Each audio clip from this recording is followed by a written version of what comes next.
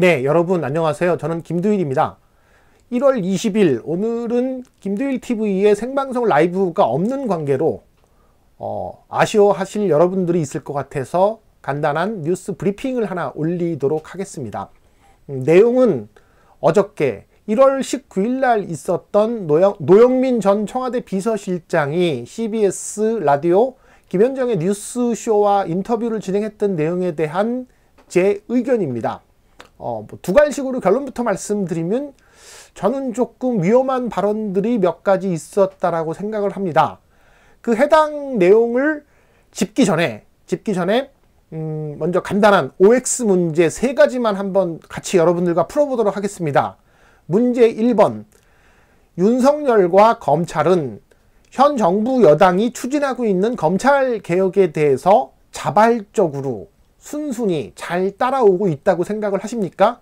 혹은 앞으로 검찰개혁 시즌2라고 명명되어 있는 수사권을 완전 회수해오는 방안에 대해서 윤석열 검찰총장과 검찰은 아주 협조적일 것이라고 여러분들은 보고 있습니까? 네, 저는 X입니다. 두 번째 문제, 윤석열 총장이 검찰총장으로 재임하고서 벌이고 있는 이 모든 일련의 상황에 대해서 정치적인 행동인가 혹은 검찰총장으로서의 마땅히 직무라고 생각을 하는가에 대한 질문입니다. 그가 검찰총장이 되면서부터 조국 일가에 대한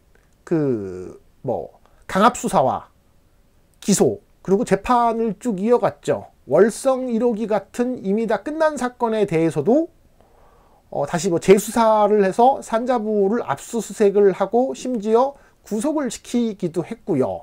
총선을 앞두고는 4.15 총선을 앞두고는 1월 말 2월 초 2020년 1월 말 2월 초에는 청와대 전현직 비서관과 울산시장에 대해서도 포함해서 13명이나 기소를 했던 사건들도 있습니다. 그리고 추미애 장관과의 어떤 징계에 관련한 이슈에서도 계속 가처분 신청을 하는 등 불복을 하고 있었죠. 이런 일련의 모든 윤석열 총장의 행동이 과연 정치적인 행동일까요? 비정치적인 행동일까요? 네, 저는 정치적인 행동이라고 보고 있습니다. 자, 문제 3번입니다. 만약에 검찰개혁이 제대로 이루어지지 않고 그 현재 윤석열 산하에 있는 그런 특수통 위주의 인적 청산이 검찰 조직 내에서 이루어지지 않은 상태에서 만약에 문재인 대통령의 임기가 끝나고 나면 검찰은 수사권으로 보복을 할까요? 하지 않을까요? 네, 저는 그것에 대해서도 보복을 한다라고 생각하는 쪽입니다. 윤석열은 늘 윤석열뿐만 아니라 그 이현주 변호사의 책에서도 나왔지만 검찰은 언제나 보복을 합니다. 반드시 보복을 합니다. 저는 그렇게 보고 있습니다. 그런 상황에서 1월 19일 날 노영민 전 비서실장의 그 김현정과의 인터뷰는 저는 조금 우려스러운 발언들이 많았다고 생각을 합니다. 그 전날 있었던, 그러니까 1월 18일 날 있었던 문재인 대통령의 신년 기자회견에 대한 전직 비서실장으로서의 자신의 소감을 인터뷰한 내용인데요.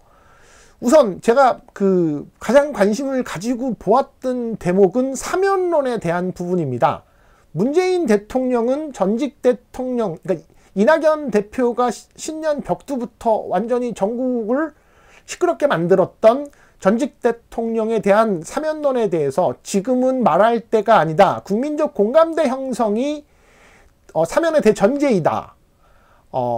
그렇게 말씀을 했고, 그리고 지금 재판도 이제 막 끝났고 그들이 어떤 죄에 대해서 인정도 하지 않은 상태에서 어떻게 국민적 공감대가 형성이 되겠냐라는 취지의 말씀을 대통령께서 하시면서 적어도 이 사면론에 대한 부분을, 굉장히 시끄러웠던 사면론에 대한 부분을 대통령께서 직접 나서서 진화를 했다라고 볼 수 있습니다.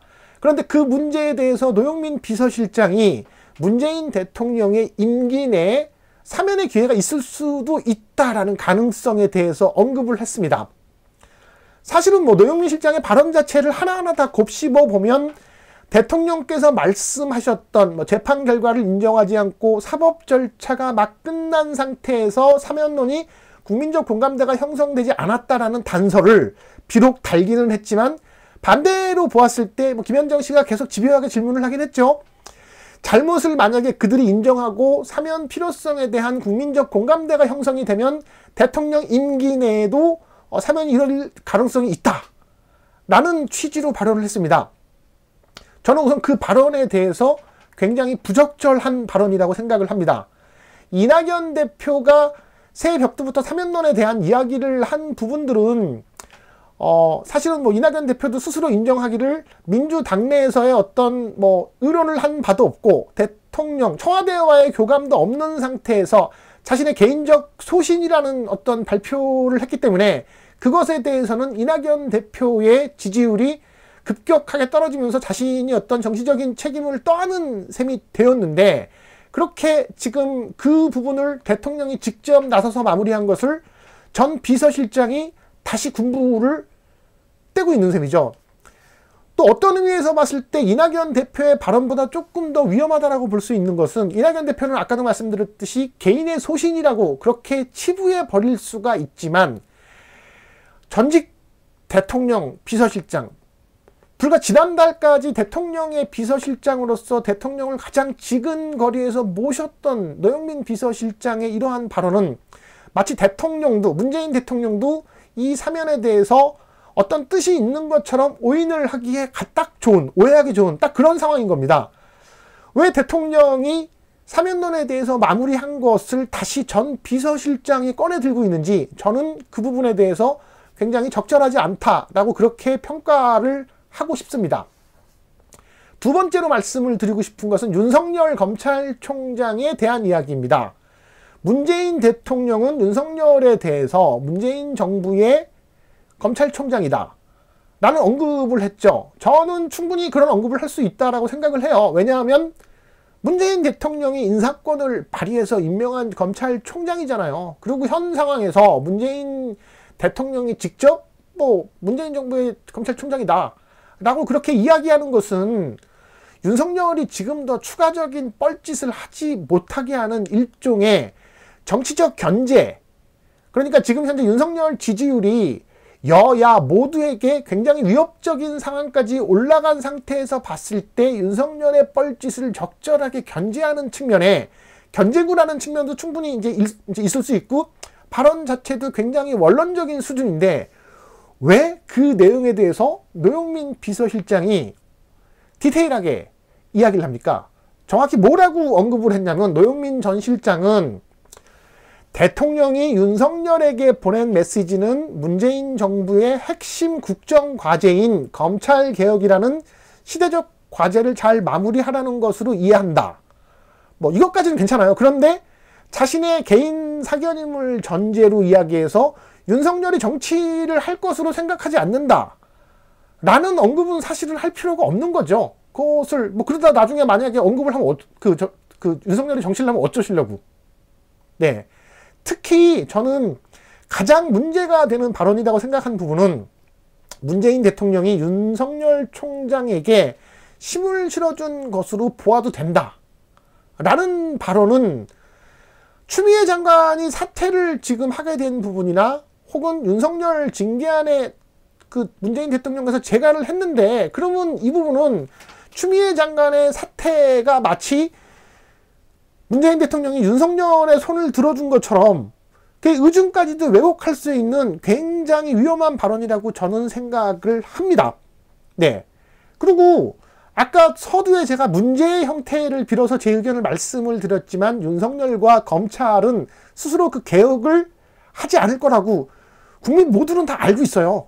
그것을 검찰과 윤석열이 스스로 검찰 개혁에 이렇게 쫙 그렇게 따라갈 것이다. 그거는 지금 뭐 1월 달에 이미 그 박주민 의원과 그 윤호중 그 검찰 개혁 특위에서도 검찰이 지금 제대로 따라오지 않고 있다라는 것도 언급할 정도인데, 어떻게 그런 그 메시지를 잘 따라오도록 그렇게 힘을 실어준 것이다 라는 형태의 그렇게 자신의 의견을 이야기할 수 있는지, 저는 이것을 좀 삐딱한 관점에서 보면 마치 노영민 비서실장이 윤석열을 변호해 주는 듯한 느낌? 얘기까지 들었습니다. 이것도 굉장히 부적절하다고 생각을 합니다. 세 번째로 1월 검찰 정기 인사에 대한 부분까지도 이야기를 했죠. 뭐 신임 법무부 장관이 윤석열 총장의 의견을 수렴해서 할 것이다. 뭐 대단히 원론적이고 법에 나와 있는 대로 이야기를 했지만 이 또한 저희들이 기대했던 답변은 아니죠. 왜냐하면 지금 인사청문회도 끝나지 않아서 거의 1월 말 설 직전에나 부임해올 그 검찰 그러니까 법무부 장관이 어떻게 검찰 인사를 할 수가 있습니까? 이거는 사실상 검찰의 셀프 인사를 추미애 장관이 그렇게 막아왔던, 그렇게 싸워왔던 검찰의 인사권을 다시 돌려주는 것과 다름이 없다라고 생각을 해요. 가능하다면 추미애 장관이 그것도 하고 가는 게 맞다라고 저는 생각을 하는데, 뭐 그게 내부적으로 어떤 그 방향성이 있다 한들 사실은 그것을 왜 전직 비서실장이 그렇게 할 것이라고 마치 뭐 신임 법무부 장관과 후임 법무부 장관과 윤석열 총장이 의논해서 한다. 사실상 그것은 뭐 검찰 인사안에 대해서 내용 파악이 안 된 박범계 장관이 내용 파악이 안 됐으니까 윤석열 검찰이 직접 셀프 인사를 한다는 것과 다름이 없고 그거에 더 힘을 실어준 것과 다름이 없잖아요. 저는 그래서 이 세 가지에 대한 언급들은 청와대 전 비서실장으로서 대통령의 진위조차 왜곡할 수 있는 부적절한 발언이었다라고 그렇게 주장을 하고 싶어요. 여기에 뭐 끝으로 4월달 보궐선거에 대한 이야기도 물론 뭐 김현정 씨의 발언에 의해서 나온 거지만 슬쩍 나왔습니다. 보궐선거 충북지사로서의 노영민 실장의 출마 이야기에 대해서 물어보니까 뭐 아직은 별 뜻이 없다라고 이야기를 하지만 지금 현재 돌아가는 상황을 보면 제가 뭐 몇 번 작년 12월부터 몇 번에 걸쳐서 말씀드렸던 그리고 혹은 글로 썼던 시나리오대로 현재 가고 있는 거예요. 정세균 현 총리는 자신의 대선 출마를 위한 경선 참여를 위한 국무총리 사퇴를 할 것이고 그 자리에 이시종 현 충북지사가 총리로 입각할 가능성이 많은 것이며 현재 그 자리에 노영민 전 비서실장이 후보로 차출돼서 4월달 보궐선거에 나갈 수도 있다는 그런 정치적 그림을 민주당 지도부와 청와대 전 비서진들은 그렇게 그리고 있었다라는 추측을 할 수 있는 거잖아요. 만약에 그렇게 진행이 된다고 하면 제가 지난번에 뭐 추미애 사태에 대해서 뭐 다 하지 않았던 뒷이야기들을 더 할 수도 있을 것 같습니다. 뭐 그런 상황까지는 가지 않았으면 좋겠어요. 제 개인적으로는 지난번 제가 추미애 장관 사태에 대해서 한참 갑론을박이 이루어지고 있을 때 얘기했지만 저는 추미애 전 법무부 장관도 충분히 총리 후보로서 차출되기에 전혀 문제가 없는 상황이라고 생각을 합니다. 지금 뭐 검찰과의 어떤 뭐 협조적 관계 표면적으로는 그러나 사실상 검찰에게 뭐 끌려가는 듯한 양상으로 가는 것은 뭐 그렇게 좋은 그림은 아니라고 생각을 해요. 왜냐하면 노무현 정부 때도 거슬러 올라가면 초기에 검찰개혁을 진행을 했었죠. 그래서 강금실 법무부 장관을 임명을 했었고 그리고 문재인 민정수석이 있었고 그런 부분들은 검찰개혁에 대한 드라이브들을 잘 걸고 있었는데 사실상 실패를 했죠. 그리고 들어온 사람이 김승규 법무부 장관이었습니다. 근데 검사장 출신의 전관 출신의 법무부 장관이 들어와서 검찰개혁은 도리어 다 후퇴를 했죠. 그런 다음에 노무현 대통령은 그 이후에 검찰에 의해서 되게 엄청난 보복을 당한 것을 저희는 지금도 기억을 하고 있잖아요. 그러면 그런 검찰에게 힘을 실어주는 것, 개혁이 이루어지지 않고 힘을 실어주는 것 자체가 굉장히 큰 위험 부담이 있는 건데, 왜 노영민 실장께서는 지금 이제 전직 실장이 되었음에도 그 부분들에 대해서 계속 검찰 쪽에 힘을 실어주는 발언들을 하고, 더군다나 사면론에 대한 부분들은 이미 정리가 된 상황인데 대통령이 다 정리를 한 마당인데 그것을 다시 군부를 떼는지 저는 이해할 수가 없습니다. 그런 부분들은 굉장히 부적절했다라고 저는 그렇게 말씀을 드리고 싶어요. 결론적으로 지금 현재 검찰개혁은 민주당이 입법부 중심에 그렇게 검찰개혁 시즌2로 나아간다고 하고 있지만 현재의 상황은 그렇게 좋은 상황은 아닙니다. 좋은 상황은 아니에요. 현재 새로 온 민정수석이나 법무부 장관이나 기존에 해왔던 어떤 검찰개혁의 그런 강력한 드라이브를 펼쳐나가기에 지금 좀 갸우뚱하는 상황이 많은 상태에서 제 방송을 보시는 모든 분들이 이렇게 검찰 개혁이 후퇴하지 않는지 혹은 뭐 이렇게 유야무야 되지 않는지에 대해서 저희가 더 많은 감시를 해야 한다는 것을 끝으로 오늘 방송은 마무리하겠습니다. 감사합니다, 여러분.